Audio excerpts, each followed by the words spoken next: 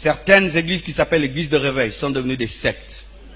Lorsque la parole du pasteur est plus respectée que la parole de Dieu, c'est une secte. Daddy a dit, papa a dit, papa a dit. La Bible a dit. La Bible a dit. J'ai dit la Bible a dit.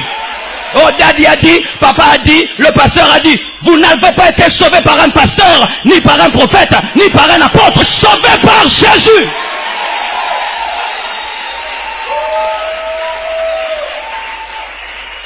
La parole de l'homme de Dieu est inférieure à la parole de celui qui l'a mandaté. Lorsque le mandaté prend la place du mandataire, j'aimerais vous dire que vous êtes dans une secte et vous êtes dans l'idolâtrie. Avec des photos du pasteur dans l'église.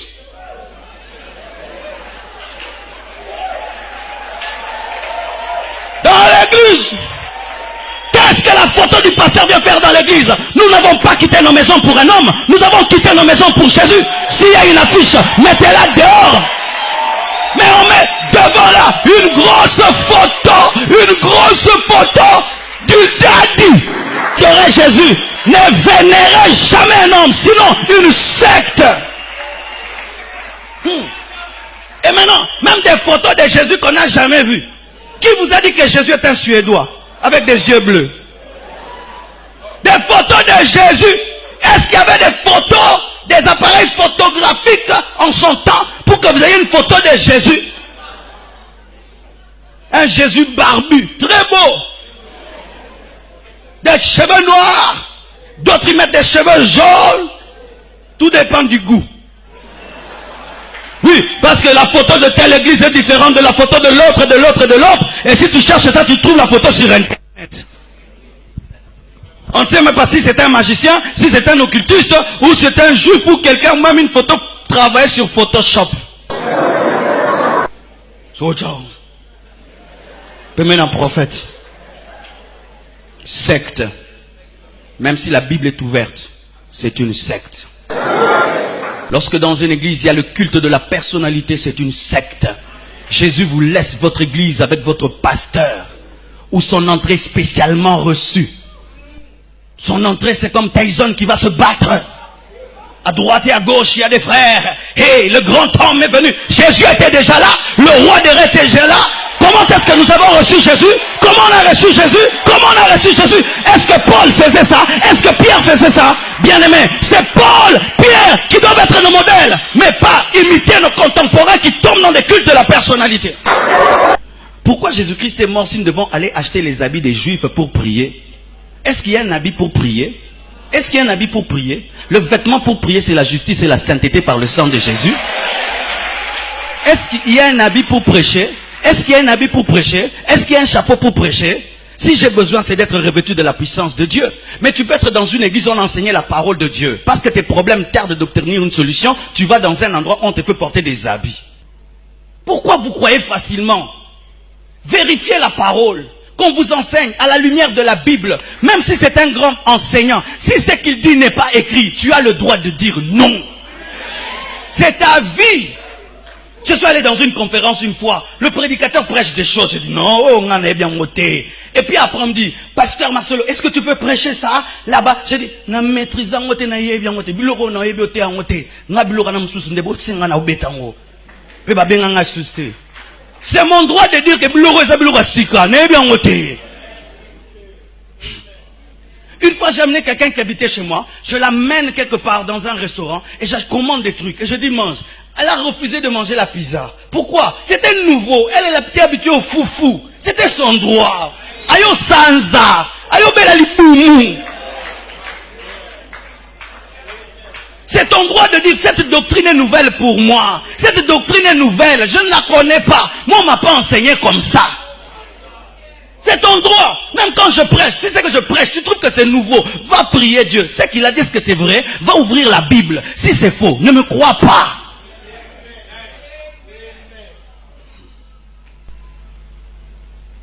Et les gens croient. Et vous savez pourquoi ils croient? Parce qu'il y a un envoûtement satanique derrière tout faux enseignement. De la même manière qu'il y a l'onction de l'esprit derrière la vérité, il y a un envoûtement satanique derrière le mensonge. C'est pourquoi Paul dit, que si notre évangile est voilé, il est voilé parce que le Dieu de ce siècle a voilé l'intelligence. Comment est-ce que quand on prêche la vérité, tu n'arrives pas à croire, mais quand c'est un mensonge, tu crois directement. Un envoûtement. Et voici les proies faciles de l'erreur. Ceux qui aiment les miracles plus que Dieu. Ceux qui croient que l'éloquence c'est la vérité. Et ceux qui croient que la persuasion c'est la connaissance. Je répète. Lorsque tu crois au miracle, sans vérifier la source du miracle, tu seras perdu. On ne prie pas dans un endroit parce qu'il y a des miracles. Je répète, on ne prie pas dans un endroit parce qu'il y a des miracles. Parce que Satan s'y fait des miracles. 2. L'éloquence n'est pas la vérité. Je peux venir là. Frères et sœurs, il n'y a pas que Jésus. Tu peux prier aussi sa mère. Parce que si tu ne vois pas le fils, tu peux voir la mère. Et la mère va t'introduire chez les fils, n'est-ce pas? Oui. Il parle bien. Mais il dit quoi en parlant bien? Tu as vu le français? Frères et sœurs, tu peux invoquer Gabriel. Et une fois je priais, Gabriel m'est apparu. Et puis je lui ai prié, il m'a exaucé. Et puis Michael, des fois je dis à Michael de venir, il vient. Oh, praises. La Bible dit, on ne prie pas les anges. Si quelqu'un te prêche dans un mauvais français, il faut prier les anges. On ne prie pas dans une église parce que le pasteur parle un bon français. Oui, on ne prie pas dans une église parce que le pasteur est éloquent. On prie d'abord parce qu'il y a la vraie doctrine. Mais si maintenant il est prêché en bon français, c'est bon aussi. Mais si tu pries parce qu'il y a le français, on peut t'amener en enfer en français. Quelqu'un te persuade qu'il a dit la vérité. Je peux te persuader, je te convainc, mais j'ai menti. C'est pourquoi des fois, si ton intelligence est partie, mais si tu sens que ton cœur doute, ne crois pas en ton intelligence. Parce que des fois, ton cœur te parle plus que ta tête. Oh, alléluia.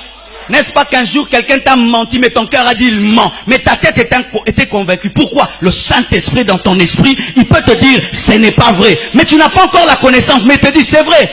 Il t'a dépassé dans la connaissance, mais ton esprit te dit, c'est faux. Oui. Tu peux rencontrer quelqu'un, il a une grande connaissance de l'erreur. Mais toi, tu n'as pas une grande connaissance de la vérité, mais tu es dans la vérité. Il te convainc, mais ton esprit te dit, c'est pas vrai. Ne crois pas en une chose parce que tu es convaincu seulement. Crois en une chose parce que tu as la paix de l'esprit dans ce qu'on t'a convaincu. Vous devez aimer la vérité. Même si la vérité vous dérange, même si la vérité vous fait mal, vous devez aimer la vérité. Vous ne devez pas quitter un lieu parce que la vérité vous y blesse. Il faut y rester jusqu'à ce que la vérité vous transforme. Vous ne devez pas aller à l'église pour qu'on vous flatte. Vous devez aller à l'église pour que vous soyez changé, formé, transformé. Mais si vous n'avez pas l'amour de la vérité, vous n'avez pas l'amour de la vérité, bien aimé, l'hérésie va tomber sur vous.